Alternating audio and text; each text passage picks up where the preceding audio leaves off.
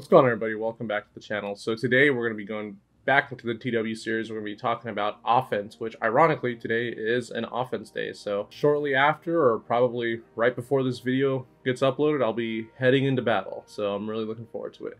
But offense is super just such a key element. Obviously, there's a whole 24 hours dedicated to it. But I feel like with Territory Wars and the whole point of this TW series is like, I feel like this game mode was kind of given to the community, but like there's no instruction manual. You know, like have you ever opened a box of Legos and there's no instruction booklet and you're just kind of like, okay, well we'll just make something out of it. You know what I mean? It's like you know, the sky's the limit. But I do think that I'm hoping this series kind of just helps you guys kind of put together some sort of a TW manual or a guide. I really don't want to say guide because like there are different ways to do things. I'm just trying to give you guys ideas. That way you can, if there's something you can resonate with, you can take that idea. You don't have to take all my ideas, but anyways, let's get started talking about offense, and then we're going to go into the game, and then I want to show you guys some of the offensive Omicrons I really want to prioritize, especially if you're in an early guild or you're just trying to, or even as a player, you're trying to develop your roster as a TW player. So the key thing about offense, guys, is 20s. 20s are the most important thing. 20s win wars, okay? You need to get 20s, and my advice is if it doesn't get a 20, you have to highly consider all your options, because here's the thing. 20s are just clean.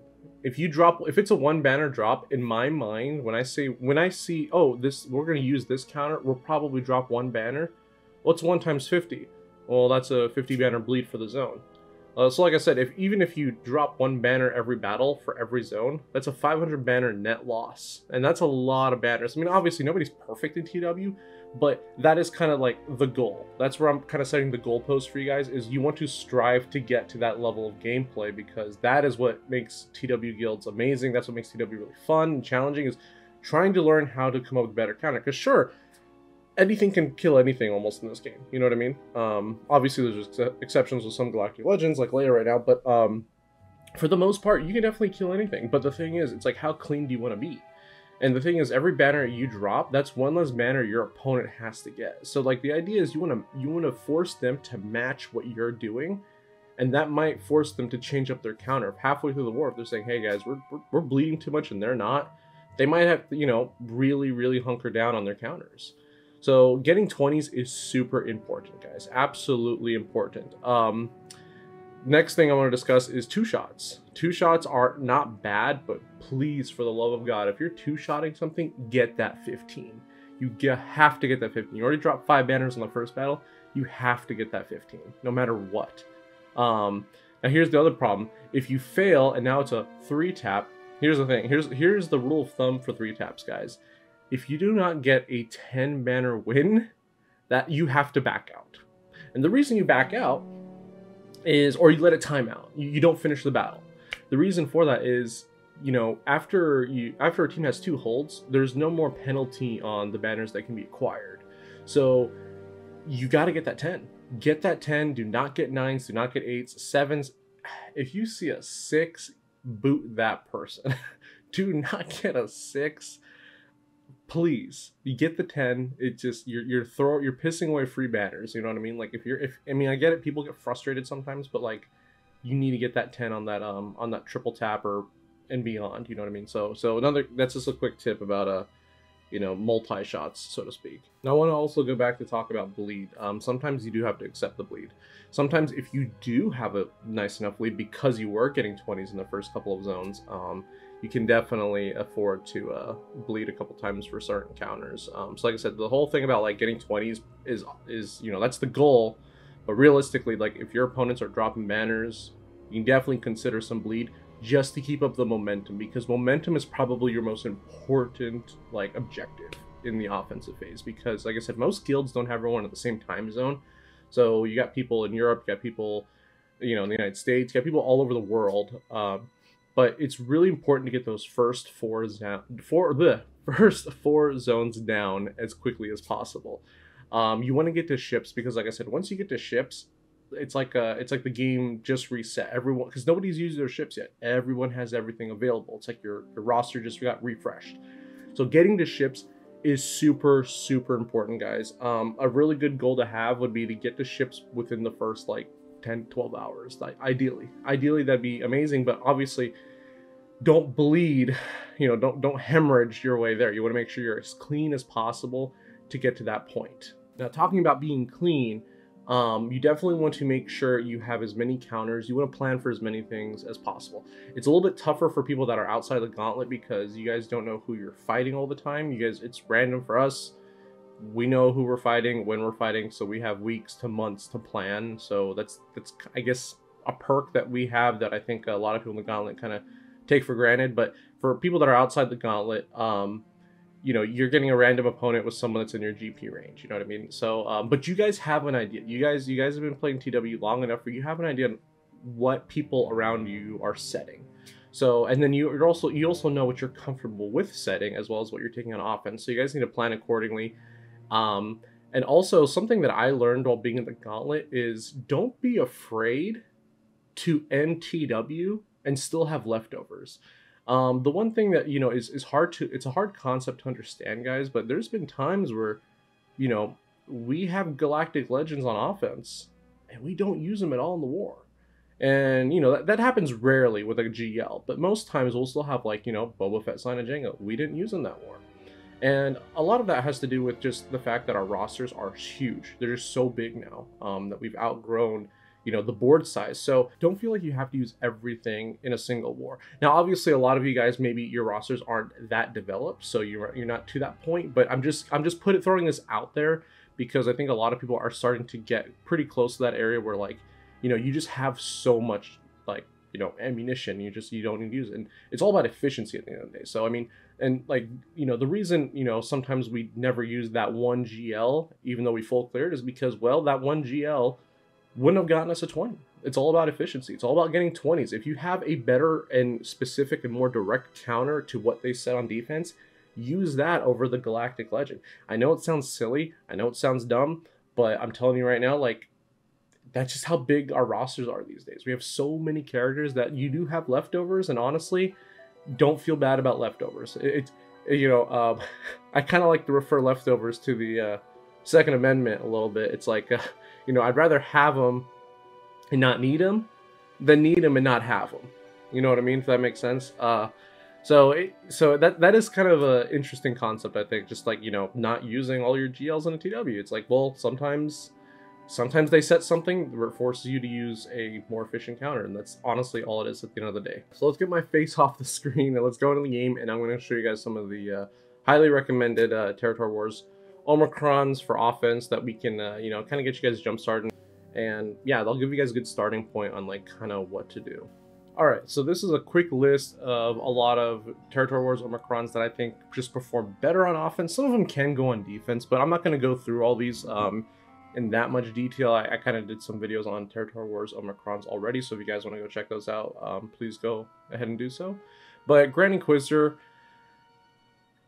either or, you know, you got Reva. I think if you don't have Reva, you definitely want to take him on offense. If you have Reva, you're more, I mean, it's a toss-up. You can do either or. You can do offense, you can do defense. It really depends on the Datacron meta and what you can do.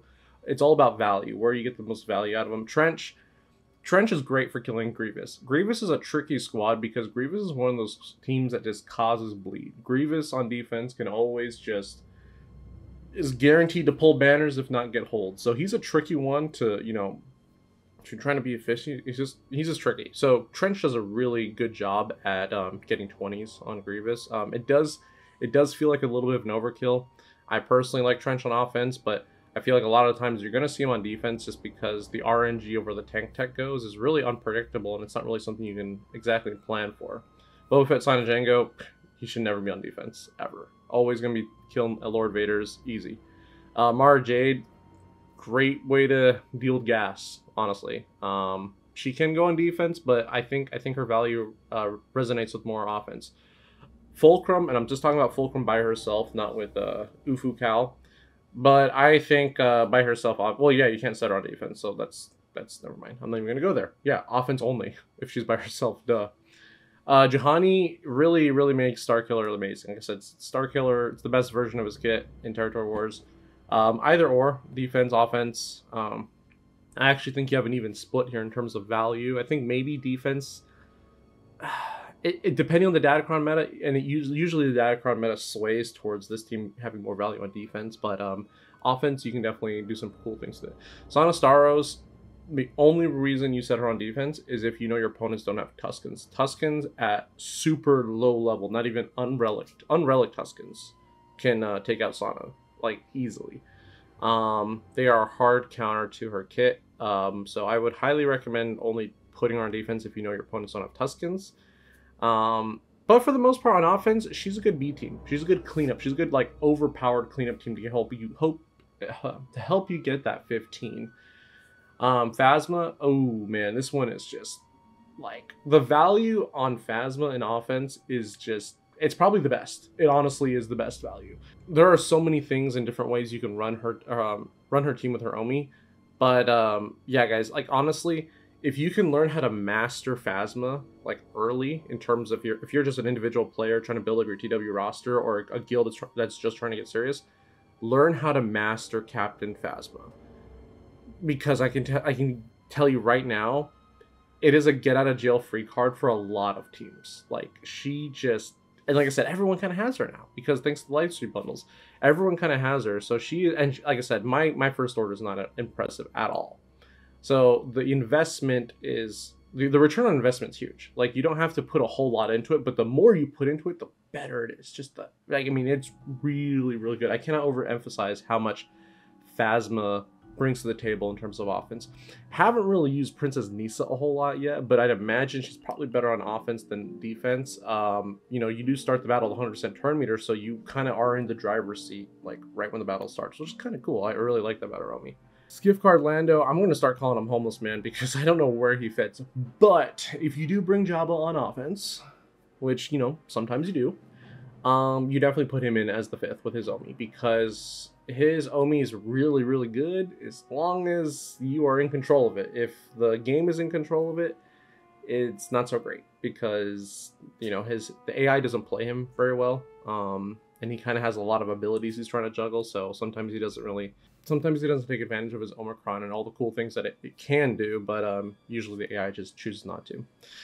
Adrad should probably never be on defense. Adrad is amazing. Okay, this is Genobi. You know, you're looking at you can counter GG, you know, with this. It's a little messy.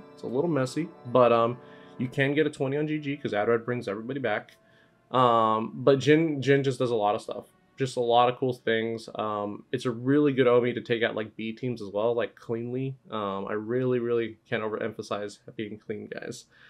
Luke Skywalker, Farm Boy. If you do it, just pair it with Sana, and whatever I said about Sana, that's where Luke goes. Until then, he probably won't go with Leia. Han and Chewie kind of taking that spot at the moment. But like I said, he pairs really well with Sana. I mean, he's kind of like a light lifter for Sana's team. It's like a lifter for a B team, but they're still a B team. So I guess that's technically not a lifter. Harrison Dula for the Phoenix squad. I mean, it's really good on offense. Even when their Omicron goes away at the end of the month, or not the end of the month, what is it, next month? Next month. Yeah, whenever it goes away, they're still going to be really good. They're still going to be very, very good. And I know I don't have my Relic Geos, but Poggle, great on offense. Great cleanup squad. Great squad to just take out a lot of B teams. So this is kind of like your overview of offense. Obviously, if there's characters that do have TW Omicrons and I haven't talked about them, they're probably going to be better on defense. And or I just haven't reviewed him yet, kind of like the new Moff Gideon. So we'll review him when he comes out. But other than that, guys, we're going to revisit offense. Like I said, the same thing about defense. Like I really don't think I could talk about offense and defense in just one video. So we'll revisit. I kind of want to take a break from the TW series. Like, not a long break, but well, that's going to be it for today's video, guys. And just like I said about defense, I'm going to say the same thing about offense. I don't really feel that I can kind of divulge just one video just to defense and offense. So we will definitely revisit offense again and kind of go more in depth on some of the things I didn't discuss today, and just, you know, some of the more behind the scenes stuff in terms of how officers can plan for offense. But if you enjoyed today's video, please be sure to leave me a like. If I've earned it, subscribe. And like I said, let me know. Let me know down in the comments. I can't speak today for some reason. I'm just too excited because the attack phase starts in like 10 minutes for me. Let me know down in the comments what you think about this. If there's any questions you have about anything TW related, I'll get back to you as soon as possible. And other than that, guys, take care and have a great day.